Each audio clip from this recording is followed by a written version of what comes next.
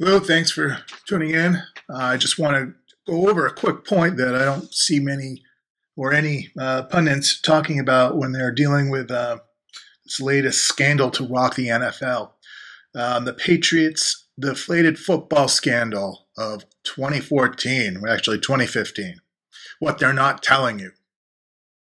Why is this such a major news story when not one player, pundit, or expert has said it has affected the outcome of this game or any known game? The answer is Vegas. Vegas, baby, Vegas.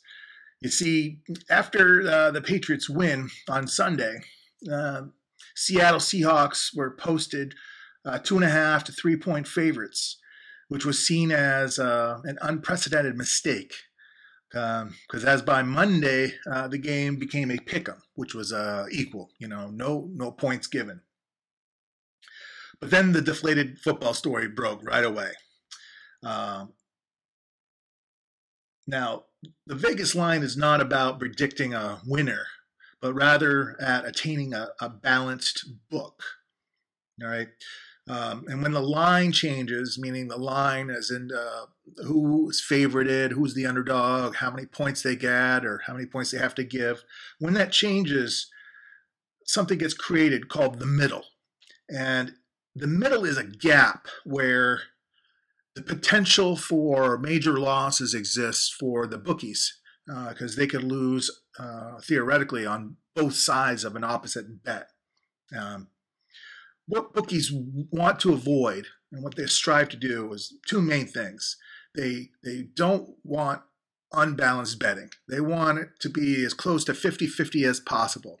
They wheel out their 10% and to keep it as close to 10%, 50-50 is best for them. That's why they put the point spread in there, is to kind of shift betting from one place to another, saying, well, if you take this guy, I'll give you extra points. Be like, oh, okay, that seems like a better bet.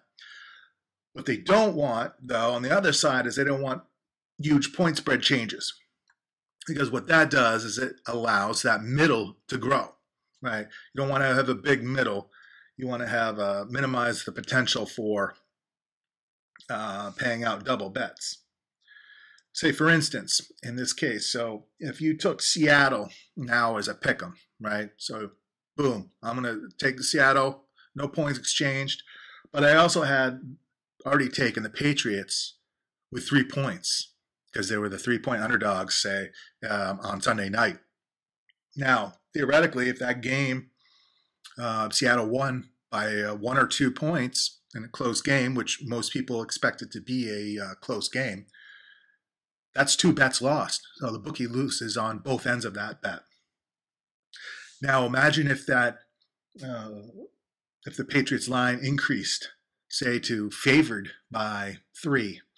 Now you see this bigger middle. Whereas if you took Seattle with 3 and you have the Patriots at 3, now either team wins by within 3 points, both bets are lost. With the public seemingly favoring betting on the Patriots, by here you will see 82.34% on Sunday night versus 17.66% for the Seahawks. That's a huge imbalance for the first part, right? You want that to be 50-50 as close as possible if you're a bookie. Secondly, you're started at with the Patriots at a plus, getting 3 points, and it looked like you were going to have to give the Seahawks points to balance this out. So the Patriots would have became, 3, 4, 5 point favorites to balance out the betting. Now that would have created a huge middle, a huge loss. Millions upon millions of dollars would have been lost of the bookies, the Vegas guys.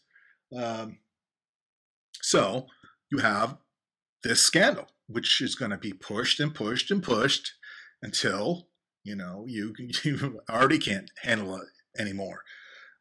So this scandal, how does it affect the line? Well, basically you have people moving away from putting their money on the Patriots, saying like, associating the Patriots with cheating. I'm not going to bet on the cheaters. I'm going to bet against them.